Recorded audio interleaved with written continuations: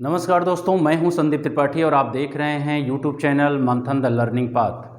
दोस्तों, इसके पहले की कक्षा में हम लोगों ने चर्चा किया था कि किस तरह से किन किन अवस्थाओं से होकर के बाल विकास होता है, किन किन क्षेत्रों में बाल विकास होता है। दोस्तों, जब भी कभी बाल विकास की बात आती है किसी भी क्षेत्र में, वो चाहे सामाजिक क्षेत्र हो, चाहे शारीरिक क्षेत्र हो, चाहे मानसिक क्षेत्र हो, चाहे सांवेगिक क्षेत्र हो, चाहे भाषाई, किसी भी प्रकार के किसी भी क्षेत्र में जब विकास की बात आती है तो हम कहते हैं कि हम उसके व्यवहार को देखते हैं। व्यवहार में किस तरह से परिवर्तन है, व्यवहार में किस तरह से कौन सी नई चीज़ें आई हैं, उसी व्यवहार को देख करके हम इस चीज़ का अंदाज़ा लगाते हैं कि इसका विकास किस लेवल पर हुआ है, किस स्तर पर हुआ है। उन व्यवहारों के लिए जिम्मेदार कौन है, कौन उन व्यवहारों को इस व्यक्ति में ले आया है, इस बच्चे में ले आया है, कहाँ से वो व्यवहार आ रहे हैं।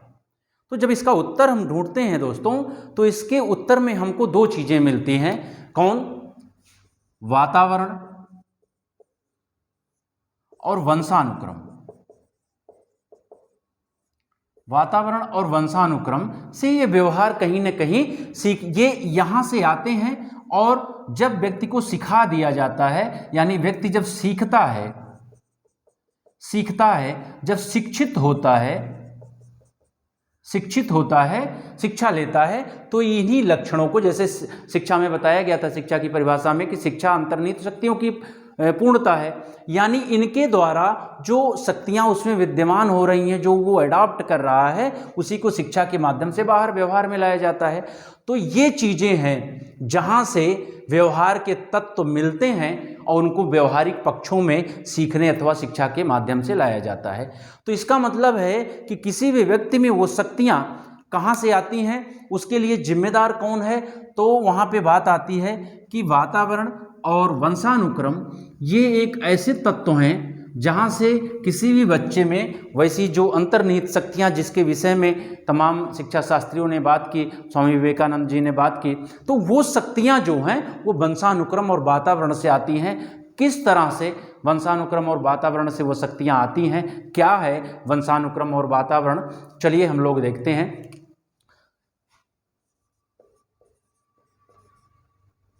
वंशानुक्रम तथा वातावरण, हेरिडिटी एंड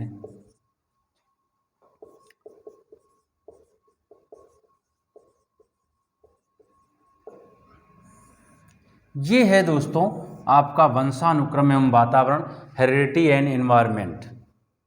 दोस्तों, जब वंशानुक्रम की बात की जा रही है तो वंशानुक्रम दो शब्दों से मिलकर के बना है, वंश प्लस अनुक्रम। वंश अनुक्रम का मतलब है कि पुरानी पीढ़ी से क्रम से लक्षणों, विशेषताओं, क्षमताओं का पुरानी पीढ़ी से नई पीढ़ी में आना। क्या है दोस्तों कि वंशानुक्रम जो है एक ऐसी प्रक्रिया है जिसके माध्यम से व्यक्ति के या किसी जीव की विशेषताएं, उनके लक्षण, उनके कुछ ऐसे गुण जो पुरानी पीढ़ी से नई पीढ़ी में आते हैं, उसी प्रक्रिया को, उसी प्रक्रम को हम क्या कहते हैं? वंशानुक्रम कहते हैं। वातावरण को देखते हैं दोस्तों हम लोग। वातावरण जो है वो दो शब्दों से, वो भी ऐसे ही मिलकर के बना है, जिसमें कौन कौन से शब्द हैं दोस्तों? दो शब्द हैं, वात प्लस आवरण। वात और आवरण। इस वात का मतलब है हवा, एक सामान्य जो धारणा होती है, सामान्य जो मतलब है इसका, वात का मतलब होता है हवा। इस हवा का मतलब होता है वे तत्व जो हमारे चारों तरफ हैं, जो हमारे चारों तरफ हैं। अब ये तत्व जो हैं उनको उद्दीपक के रूप में जाना जाता है दोस्तों। किस रूप में जाना जाता है? उद्दीपक के रूप में। आवरण का मतलब ढका हुआ होना, ढका होना,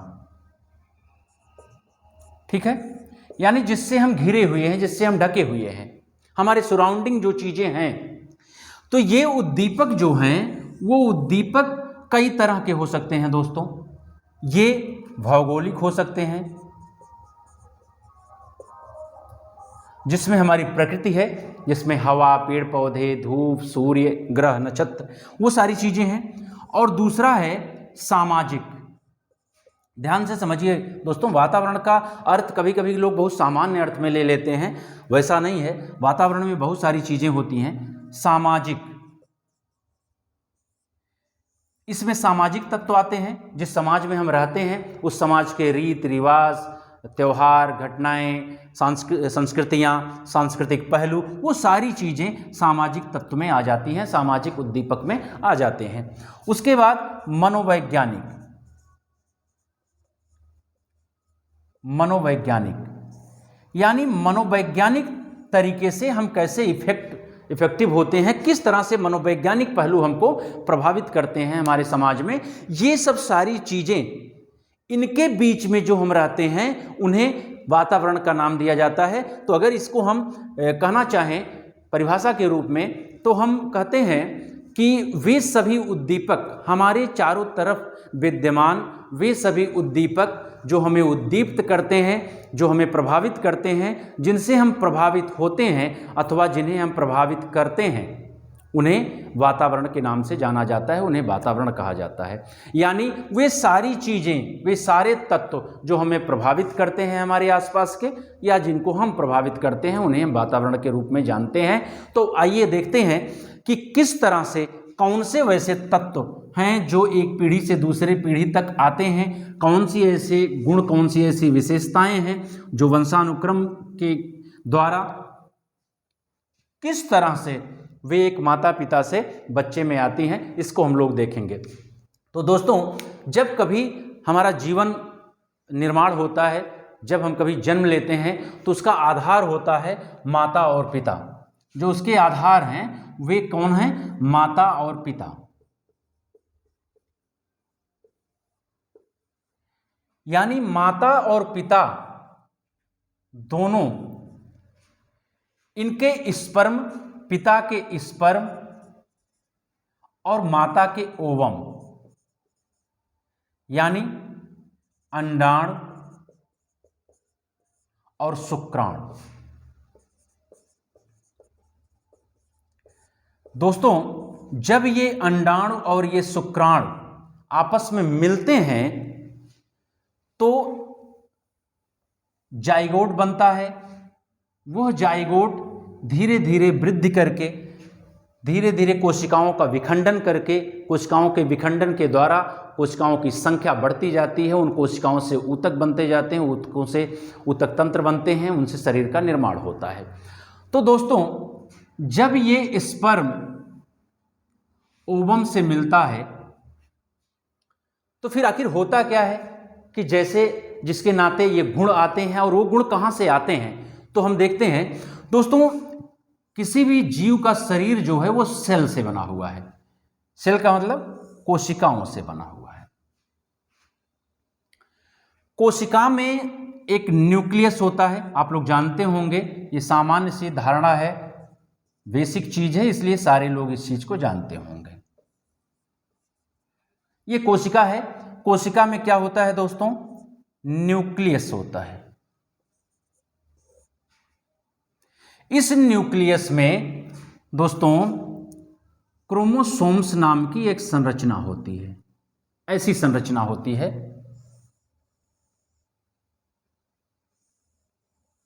ये संरचना होती है जिसको हम नाम देते हैं क्या? क्रोमोसोम्स। दोस्तों, यह क्रोमोसोम्स जो है वो किसी भी व्यक्ति में संख्या में कितना होता है? 46 होता है। और यह हमेशा जोड़े में होता है क्रोमोसोम्स, इसलिए इसको 23 जोड़ा बोला जाता है। आपको कहीं कहीं 46 संख्या में मिलेगा, कहीं कहीं 23 जोड़ा मिलेगा, यानी 23 गुणे 2 बराबर 46। 46 क्रोमोसोम्स पाए जाते हैं। इन 23 जोड़ों में दोस्तों 22 जोड़ा जो होता है, यानी 44 क्रोमोसोम्स जो होते हैं, वो क्रोमोसोम्स माता और पिता सब में बराबर होते हैं। 46 क्रोमोसोम्स, इसको ऑटोसोम्स बोला जाता है। ऑटोसोम्स क्या बोला जाता है दोस्तों? ऑटोसोम्स बोला जाता है 22 जोड़े को। एक जोड़ा जो बचता है दोस्तों 23वां जोड़ा, उसे हम सेक्स क्रोमोसोम्स जानते हैं। क्या कहते हैं दोस्तों? Sex chromosomes. सेक्स क्रोमोसोम्स कहते हैं 23वां जोड़ा। दोस्तों ये सारा खेल जो है इसी 23वें जोड़े क्रोमोसोम्स का है। कैसे है आइए हम देखते हैं। दोस्तों इस स्पर्म में क्रोमोसोम पाए जाएंगे, निश्चित तौर पर क्रोमोसोम पाए जाएंगे। ये क्रोमोसोम की आकृति होती है, इसको ऐसे क्रोमोसोम्स की आकृति होती है दोस्तों। इस क्रोमोसोम्स में एक संरचना होती है दोस्तों जीन की। क्या होती है? जीन की। जीन क्या होता है ये हम बाद में देखते हैं, पहले क्रोमोसोम्स को हम देख लेते हैं। ये सेक्स क्रोमोसोम जब मनुष्य में, अच्छा हाँ एक चीज और है कि इस क्रोमोसोम्स को एक्स और वाई 2 लेटर से दिखाया जाता है, जिसमें जो 22 जोड़े क्रोमोसोम्स होते हैं उसमें सारे क्रोमोसोम्स माता और पिता, माता में 22 जोड़े, पिता में 22 जोड़े, और ये सारे के सारे जो हैं माता और पिता में समान होते हैं, यानी XX होते हैं। लेकिन जो 23वां जोड़ा होता है दोस्तों, वो 23वां जोड़ा X और Y और X और X होता है। माता के क्रोमोसोम्स X और X, पिता के क्रोमोसोम्स X और Y। ये X और Y और X और X में से पिता का कोई एक क्रोमोसोम्स माता के किसी एक क्रोमोसोम से फर्टिलाइजेशन करेगा, यानी मिलेगा। जब वो मिलता है दोस्तों, तो चाहे यह दोनों यक्स इस यक्स से आकर के मिलेगा, दोनों में से कोई एक एक्स से आकर के मिलेगा, तो ये जब इससे मिलेगा तो एक्स एक्स कर देगा, ये जब इससे मिलेगा तो एक्स एक्स कर देगा। ये हो गया दोस्तों। अब अगर यही एक्स जो इधर आकर के पिता के एक्स एक्स से मिला है, अगर यही क्रोमोसोम्स आकर के वाई से मिल जाएगा, तो यहां पर एक्स वाई और फिर यहां पर एक्स वाई। ये एक्स वाई जो है, जब ये क्रोमोसोम्स आकर के वाई से मिलेगा और एक्स वाई क्रोमोसोम्स बनेगा, तो यहां पर दोस्तों मेल बच्चा पैदा होगा। और अगर यही आकर के एक्स एक्स से मिल रहा है, एक्स एक्स क्रोमोसोम बनेगा, तो ये क्या होगा दोस्तों? ये फीमेल बच्चा पैदा होगा, यानी ये लड़का होगा और यहां पे क्या होगी? लड़की होगी। ठीक है। तो इस तरह से जब स्पर्म क्रोमोसोम आकर के मिलता है ओवम से, तो ये इस स्पर्म का क्रोमोसोम आकर के ओवम के क्रोमोसोम से मिलेगा, और जिस क्रोमोसोम से मिलेगा, चाहे XX महिला के XX क्रोमोसोम ये आकर के X से मिल जाएंगे, इसमें से कोई एक, इसमें से किसी एक से आकर के अगर X से मिल जाएगा तो XX क्रोमोसोम हो जाएगा, और इसमें से कोई एक आकर के अगर Y से मिल जाएगा तो XY क्रोमोसोम हो जाएगा। ये जो है ये फर्टिलाइजेशन से इस तरह से लड़का या लड़की की संरचना होती है। तो अगर हम देखें और कहें कि लिंग निर्धारण की जो जिम्मेदारी है, या लिंग निर्धारण किसके ऊपर डिपेंड करता है दोस्तों?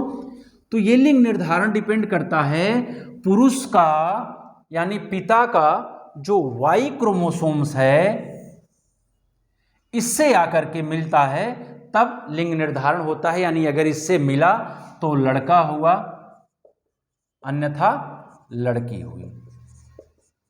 ठीक है, तो इस तरह से लड़के या लड़की होने की प्रक्रिया होती है कि किस तरह से जन्मने वाला बच्चा, पैदा होने वाला बच्चा लड़का बना या लड़की बनी। तो आपने देखा कि माता के एक्स क्रोमोसोम्स अगर आकर के पिता के एक्स क्रोमोसोम से मिलते हैं तो लड़की बन जाती है, और अगर माता का एक्स क्रोमोसोम्स पिता के वाई क्रोमोसोम से मिलता है तो लड़का हो जाता है। दोस्तों, अब क्रोमोसोम्स मिल गया, वहां पे मिलने से पहले ये क्रोमोसोम्स अकेला था। हमेशा चूंकि ये जोड़े में होते हैं इसलिए आकर के तुरंत ये अपना पेयर बना लेगा। आकर के ये क्या किया, पेयर बना लिया। अगर एक्स वाई है, एक्स एस जो भी है, पेयर बना लिया। अब पेयर बनाने के बाद दोस्तों इसमें जीन्स पाया जाता है। हर क्रोमोसोम्स में एक विशेष प्रकार की संरचना होती है जिसे हम जीन कहते हैं। क्या कहते हैं? जीन कहते हैं। ये जीन जो होता है वो जिम्मेदार होता है माता पिता से गुणों को बच्चे में पहुंचाने। यानी ये माता पिता से बच्चों में क्या करता है, ले आने का काम करता है। ये कौन? जीन काम करता है। अब इसको थोड़ा सा हम लोग पीछे देखते हैं। ये जीन क्या होता है? मैंने आपको बताया कि गुण के लिए जिम्मेदार होता है। किसके लिए रिस्पॉन्सिबल होता है? गुण के लिए। कौन से गुण? जो माता पिता से बच्चों को मिले हैं। ऐसे गुणों के लिए जिम्मेदार कौन होता है? जीन होता है। इसको बार बार आप लोग ध्यान दे लीजिए, क्योंकि ये चीजें जो है सामान्य तौर पर पढ़ने पर, ऐसे ही अगर आपका सब्जेक्ट नहीं रहा है तो बार बार पढ़ने पर ये चीजें कहीं ना कहीं दिमाग से स्लिप कर जाती हैं। तो जीन क्या होता है? गुणों के लिए जिम्मेदार होता है। ये दोनों गुण जो है, ये दोनों क्रोमोसोम्स अगर एक साथ ये आ जाते हैं तो क्रोमोसोम्स एक साथ आए, जीन भी एक साथ आए। ये अपनी एक विशेष अवस्था इनकी होती है, विशेष जगह होती है जहां पे स्थापित होते हैं, यानी जीन की। इन दोनों क्रोमोसोम्स को दोस्तों, ये जो दोनों क्रोमोसोम्स हैं और उसमें एक जीन पड़ा हुआ है, ये जीन किसी विशेष गुण के लिए जिम्मेदार होगा और इस जीन को बोला जाता है होमोलोगस जीन्स। क्या बोला जाता है? Homologous chromosome, homologous chromosome. और ये जो दोनों जीन होते हैं एक साथ, इनको क्या बोला जाता है? Homologous gene. ये क्या था? क्रोमोसोम था। क्रोमोसोम, होमोलोगस क्रोमोसोम्स, और ये होमोलोगस जीन्स हो गया। इस होमोलोगस क्रोमोसोम और होमोलोगस जीन्स में जीन्स जो होंगे वो दो तरह के हो सकते हैं। दो तरह के कौन कौन से? या तो एक समान होंगे ये, या तो अलग अलग गुणों के लिए होंगे, या तो समान गुण के होंगे। दोनों चीजें हो सकती हैं। इन जीन्स की जो विशेषता होगी वो समान भी हो सकते हैं और क्या हो सकते हैं? अलग अलग भी, यानी असमान भी हो सकते हैं। समान भी हो सकते हैं और असमान हो सकते हैं। अगर ये दोनों जीन्स समान हैं, इसका मतलब है कि दोनों में एक समान गुण पाए जाएंगे। मान लीजिए कि ये समान गुण है और इस समान गुण में हकलाने जैसा गुण है, बच्चे के हकलाने का गुण है, तो उसमें पूछने की ही बात नहीं है कि बच्चा निश्चित तौर पर, क्योंकि कोई और ऑप्शन ही नहीं है, इसलिए जो बच्चा पैदा होगा वो बच्चा क्या करेगा? उसकी आवाज जो है हकलाएगी, वो बच्चा हकलाना शुरू कर देगा। ठीक है, इसमें कहीं कोई बात ही नहीं है। लेकिन अगर असमान गुण है तो, अगर कहीं असमान गुण है दोस्तों, तो ये असमान गुण क्या होगा? अलग अलग होगा। मान लीजिए कि एक जीन्स जो है वो हकलाने वाला है और एक जीन जो है वो सामान्य बोली का है, सामान्य बोली का है। तो अब इसमें कौन से गुण आएंगे बच्चे में, ये ज़्यादा जरूरी है समझना कि अगर दोनों असमान हैं तो फिर कौन से गुण और क्यों आते हैं ऐसा। तो दोस्तों इसमें ऐसा होगा कि एक जीन्स जो होगा वो अप्रबल होगा, प्रबल जीन्स होगा। क्या होगा? उसको प्रबल जीन्स कहेंगे। प्रबल का मतलब होता है शक्तिशाली होना, डोमिनेंट। क्या होना? डोमिनेंट। प्रबल जीन्स होगा, शक्तिशाली होगा, शक्तिशाली होगा, प्रबल होगा। कहते हैं ना कि प्रबल बुद्धि या प्रबल शक्ति, इसका मतलब है कि शक्तिशाली, ज्यादा प्रबल। और दूसरा होगा अप्रबल। क्या होगा दोस्तों? अप्रबल जीन्स होगा, रिसेसिव। क्या होगा? प्रबल जीन्स होगा, डोमिनेंट होगा या फिर रिसेसिव होगा। अब दोस्तों कहने वाली बात नहीं, आप लोग समझ गए होंगे कि जो गुण, जो जीन्स प्रबल होगा, जो जीन प्रबल है अगर, तो उसी के निश्चित तौर पर जो प्रबल होगा, जो शक्तिशाली होगा, ये जो अशक्तिशाली है, जो शक्तिशाली नहीं है, जो अप्रबल है, जो रिसेसिव है, उसको क्या करेगा? दबा देगा, उसके गुण को खत्म नहीं करेगा। इस चीज को ध्यान रखिएगा कि उसके गुण को खत्म नहीं करता है। ये गुण जो है सिर्फ और सिर्फ क्या हो जाता है? दब जाता है, उसके लक्षण दब जाते हैं। और प्रबल जीन्स के जो गुण होंगे, मान लीजिए प्रबल जीन्स का गुण जो है वो सामान्य बोली वाला है, तो बच्चा क्या करेगा? सामान्य बोलेगा। क्या करेगा दोस्तों? सामान्य तरीके से बोलेगा। कौन? बच्चा। ठीक है, इस तरह से समझ में आ गया कि कैसे माता पिता से कोई गुण बच्चे में आता है, और जितने गुण उतनी तरह के जीन्स शरीर में, इसमें क्रोमोसोम्स में तमाम तरह के जीन्स होते हैं, और वो जीन्स एक गुण के लिए जिम्मेदार होता है दोस्तों। और जो गुण, जो जीन्स प्रबलतम स्थिति में होगा, उसके गुण आपको स्पष्ट रूप से, जितना वो प्रबल होगा उतना स्पष्ट वो दिखेगा, जितना अप्रबल होगा उतना ही अस्पष्ट दिखेगा। तो इस तरह से, और जीन्स के जो गुण होते हैं वो ये मान के चलिए कि ये जेनेटिक गुण जो होता है उस पर वातावरण का बहुत नाम मात्र का प्रभाव पड़ता है।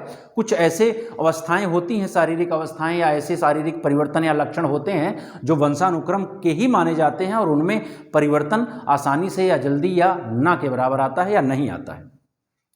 तो जो जीन्स प्रबल हैं, उस प्रबल जीन्स के गुण बच्चे में दिखेंगे, बच्चे में आएंगे। और जो अप्रबल जीन्स है उसका गुण दोस्तों क्या होता है? दब जाता है। ध्यान रखिएगा, ये खत्म नहीं होता है बल्कि क्या होता है? दब जाता है।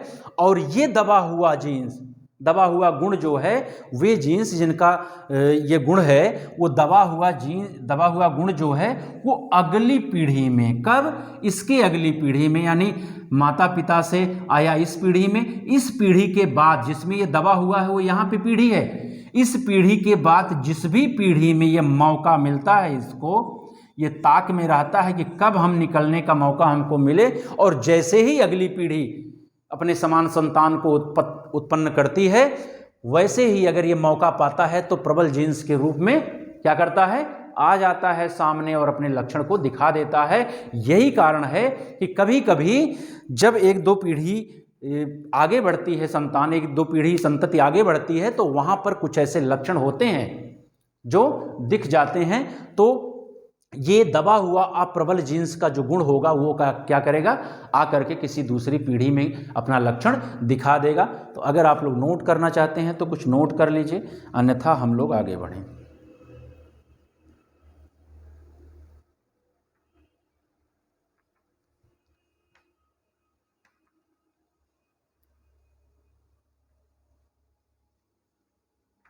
चलिए दोस्तों,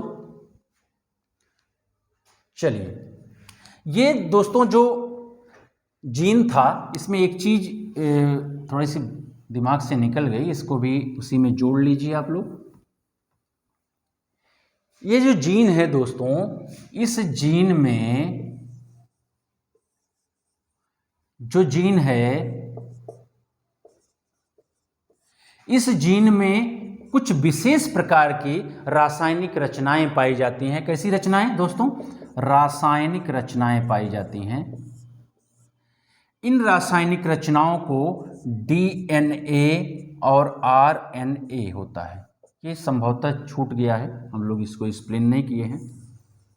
डीएनए और आरएनए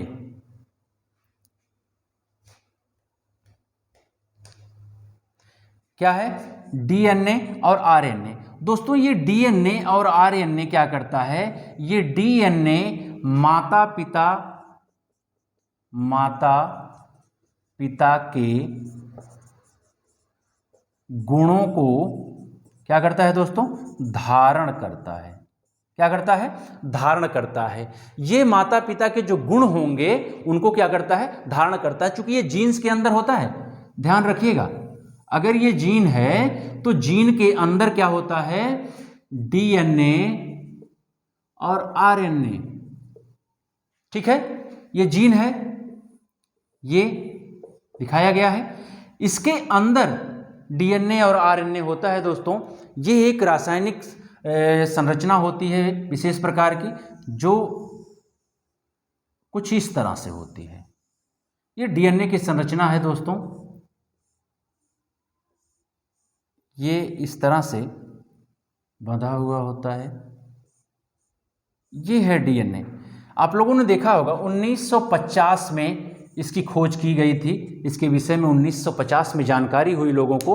तब से आप लोगों ने देखा होगा कि डीएनए के द्वारा, डीएनए जांच के द्वारा बहुत बड़े बड़े क्रिमिनल्स, बहुत बड़े बड़े ऐसे जो क्राइम इंसिडेंट्स हैं उनको पकड़ा गया है। लोगों को देखा गया है कि ये किसकी संतान है और किस तरह से तमाम बातें ऐसी आती हैं। अभी आप लोगों ने देखा होगा कि कुछ नेता लोगों का नाम ऐसा आया था कि कुछ ऐसे लोग आ गए थे बीच में जिन्होंने उनकी संतान होने का दावा किया, तो डीएनए जांच की बात आई। या तमाम बार आप कहानियों में, सीरियल्स में, फिल्मों में देखते होंगे कि डीएनए जांच के द्वारा ये क्लियर कर लिया जाता है कि हम किसके संतान हैं या हमारे माता पिता कौन हैं, क्योंकि इसमें परिवर्तन नहीं आता है। तो इस तरह से डीएनए माता पिता के गुणों को धारण करता है।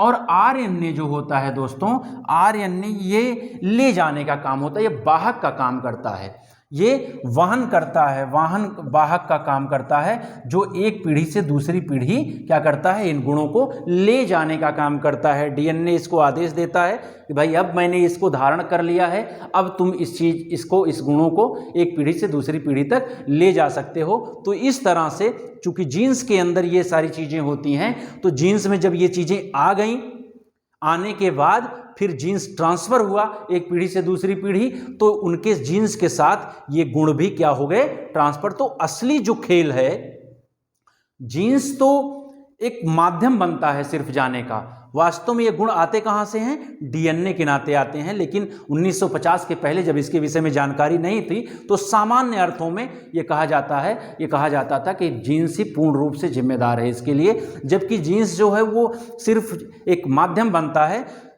होता वास्तव में कौन है इसके लिए जिम्मेदार? डीएनए। इस डीएनए को डीऑक्सी राइबोन्यूक्लिक एसिड बोला जाता है। Deoxy ribo nucleic acid. ठीक है। और आरएनए जो होता है दोस्तों, वो आरएनए जो होता है वो राइबोन्यूक्लिक एसिड होता है। न्यूक्लिक एसिड ये होता है डीएनए और आरएनए। ये डीएनए आरएनए जीन्स में पाया जाता है। ये जीन्स क्रोमोसोम्स में पाए जाते हैं। क्रोमोसोम्स ये सारे के सारे सेल के केंद्रक में यानी न्यूक्लियस में पाए जाते हैं। और ये सेल मतलब इन्हीं सेल से व्यक्ति के शरीर का, जीव के शरीर का निर्माण होता है। इसलिए ये एक शरीर से दूसरे शरीर ट्रांसफर होते रहते हैं, और जहाँ तक ये गुण अपने लक्षण दिखा पाते हैं वहाँ तक ये अगली पीढ़ी में लक्षण दिखते हैं। इस तरह से इनके कारण गुणों का एक पीढ़ी से दूसरी पीढ़ी जाना होता है, जिन्हें हम आनुवंशिकता का नाम देते हैं। तो ये जो डीएनए या आरएनए या जीन्स के द्वारा जो गुण जाते हैं दोस्तों, इन्हीं गुणों में बहुत सारे ऐसे गुण हैं जो व्यक्ति के नेगेटिव एस्पेक्ट को दिखाते हैं, बहुत सारे ऐसे गुण हैं जो पॉजिटिव को दिखाते हैं, बहुत सारी बीमारियां, बहुत सारे ऐसे लक्षण चले जाते हैं जिनके लिए व्यक्ति का व्यक्तित्व जो है वो बिगड़ जाता है या व्यक्ति का व्यक्तित्व दूषित हो जाता है, व्यक्ति का व्यक्तित्व स्पष्ट नहीं हो पाता है। ये सब सारी चीज़ें जो हैं कहीं ना कहीं जीन्स से आती हैं और इन जीन्स के गुणों को, ऐसे आनुवंशिक गुणों को वातावरण के उद्दीपकों द्वारा, वातावरण में शिक्षा या सीखने के माध्यम से या वैसा वातावरण क्रिएट करके कुछ न कुछ थोड़ा बहुत परिवर्तन लाया जाना दिखा है। लेकिन ऐसा नहीं कहा जा सकता कि 100% यानी 100% जीन्स के गुणों को आप बदल देंगे। बहुत कुछ थोड़ा बहुत अंतर दिखता हुआ मिला है कि वह वातावरण से कुछ सारी चीज़ें बदलती हैं। जैसे अगर सामाजिक विकास देखा जाए तो सामाजिक विकास वातावरण का बिल्कुल प्रभाव पड़ता है। जिस वातावरण में जिस हिसाब से ढाला जाएगा वहाँ पे सामाजिक विकास में ये देखा गया है कि वातावरण का असर पड़ता है और वातावरण के कारण उसका सामाजिक विकास उसके माता पिता से अलग हो जाता है। लेकिन कुछ शारीरिक लक्षण होते हैं, जैसे आँखों का नीला हो जाना। क्या होता है? आँखों का नीला होना। ये क्या है? ये पूर्ण रूप से वंशानुक्रम गुण है। जो रंग है, जीव का रंग है, वो स्ट्रक्चर है, ये सब सारी चीज़ें जो हैं वो सारी चीज़ें वंशानुक्रम की देन है। बाकी कुछ सामाजिक, भाषाई, इस तरह के विकास जो हैं वो वातावरण के द्वारा चेंज किए जाते हैं। इनका प्रभाव वातावरण पर पड़ता है और ये चीज़ें बहुत सारे शोधों के द्वारा, बहुत मनोवैज्ञानिकों या चिकित्सकों के द्वारा जिन्होंने इस पर शोध किया है, इसके द्वारा निर्धारित किया गया है, इसके द्वारा स्पष्ट बताया गया है कि वह जो शारीरिक कुछ लक्षण हैं जिनको वातावरण के माध्यम से बहुत सारा परिवर्तन नहीं लाया जा सकता है, लेकिन सामाजिक जो कारक हैं, जो सामाजिक विकास है, उसमें बहुत बार परिवर्तन होता हुआ देखा गया है और ये स्पष्ट है। इस तरह से हम लोगों ने देखा कि किस प्रकार वंशानुक्रम द्वारा लक्षण, गुण, विशेषताएं माता पिता से अपनी अगली पीढ़ी यानी बच्चों में आती हैं और किस तरह से कुछ उसमें विकास जो है, विकास के पक्ष यानी विकास के क्षेत्र, उस पर वातावरण का प्रभाव पड़ता है और कुछ पर वातावरण का प्रभाव ना के बराबर या नहीं पड़ता है। इस तरह से बच्चे में गुण एक पीढ़ी से दूसरी पीढ़ी तक हस्तांतरित होता है। तो चलिए अब हम लोग देखते हैं कि किस तरह से गुणसूत्रों की संख्या कम या ज़्यादा होने से पुरुषों में या महिलाओं में परिवर्तन पाया जाता है। तो दोस्तों, अभी आप लोगों ने देखा कि XX गुण और XY गुण होता है। ये महिला का गुणसूत्र है। क्या है दोस्तों? ये महिला का गुणसूत्र है और ये पुरुष का गुणसूत्र है। पुरुष का गुणसूत्र और ये महिला का गुणसूत्र। किसी कारणवश अगर इसमें एक गुणसूत्र की संख्या बढ़ जाए और यहां पे एक गुणसूत्र की संख्या बढ़ जाए तो फिर क्या होगा? ऐसा कई बार होता है, यद्यपि इसका स्पष्ट कारण पता नहीं है, फिर भी ऐसा होता है। तो जब कभी XX गुणसूत्र में Y गुणसूत्र आकर के मिल जाता है तो ऐसी महिलाओं में पुरुष के लक्षण दिखने लगते हैं। पुरुष के लक्षण दिखाई पड़ते हैं। ऐसी महिलाओं में पुरुषोचित लक्षण दिखने लगते हैं, जिससे महिलाओं का रूप, रंग, स्वरूप जो है कुछ परिवर्तित, कुछ उसके व्यवहार परिवर्तित हो जाते हैं। रूप रंग की तो बात नहीं है, उसके कुछ व्यवहार जो हैं वो परिवर्तित हो जाते हैं। कब? जब XX गुणसूत्र में Y गुणसूत्र आकर के मिल जाता है। और जब XY गुणसूत्र में दोस्तों एक Y गुणसूत्र और आकर के मिल जाता है तो ये जो पुरुष है, ये पुरुष अपराधी प्रवृत्ति का हो जाता है। अपराधी प्रवृत्ति का हो, ठीक है। क्या हुआ? XX गुणसूत्र और XY गुणसूत्र। तो जब XX गुणसूत्र में Y गुणसूत्र आकर के दोस्तों मिलता है तो ये जो असमानता है वो क्या होती है? महिलाओं में पुरुष के लक्षण दिखने लगते हैं। और जब एक्स वाई गुणसूत्र के साथ वाई गुणसूत्र आकर के मिलता है तो ये व्यक्ति जो होता है, यह जो पुरुष होता है वो अपराधी प्रवृत्ति का हो जाता है दोस्तों। और इसे जो है क्लाइनफेल्टर्स लक्षण बोला जाता है।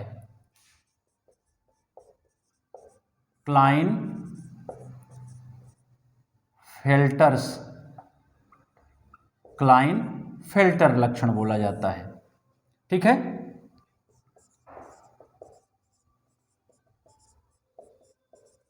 क्लाइनफेल्टर लक्षण, इसको नोट कर लीजिए आप लोग।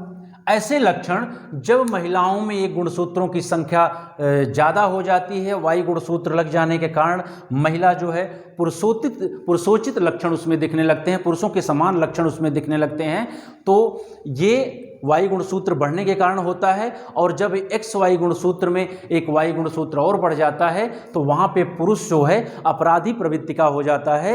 ऐसे जो लक्षण दिखने लगते हैं ये क्लाइनफेल्टर्स लक्षण बोले जाते हैं दोस्तों, नोट कर लीजिए आप लोग।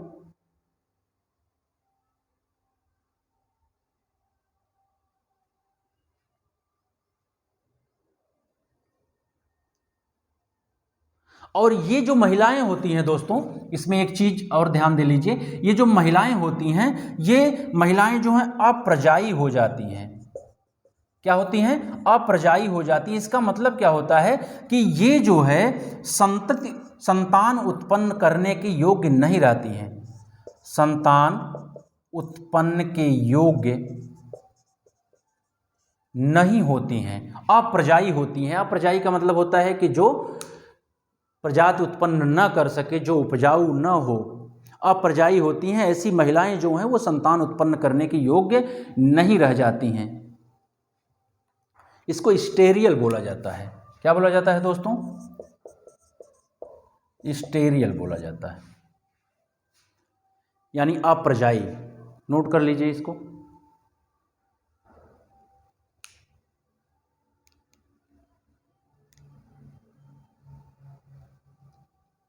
चलिए, ये था कि किस तरह से गुणसूत्रों की संख्या ज़्यादा होने पर या विषमता आने पर, असामान्यता आने पर किस तरह से पुरुषों में महिलाओं के लक्षण, महिलाओं में पुरुषों के लक्षण और पुरुषों में और अपराधी प्रवृत्ति किस तरह से आती है, और इसको क्लाइनफेल्टर लक्षण बोला जाता है। तो दोस्तों, आप लोगों ने देखा कि किस तरह से वंशानुक्रम के कारण गुण एक पीढ़ी से दूसरी पीढ़ी जाते हैं और किस तरह से वातावरण के द्वारा कुछ सामाजिक विकास, कुछ भाषाई और इमोशनल जो डेवलपमेंट है उसमें अंतर लाया जाता है, और कुछ शारीरिक लक्षण जिनमें परिवर्तन संभव नहीं होता है या कुछ नाम मात्र के परिवर्तन ही हो सकते हैं, ये वंशानुक्रम इसका कारण बनता है। और वातावरण के द्वारा कुछ क्षेत्रों में परिवर्तन लाया जाता है, और गुणसूत्रों के नाते किस तरह से महिला या पुरुष में अंतर आते हैं।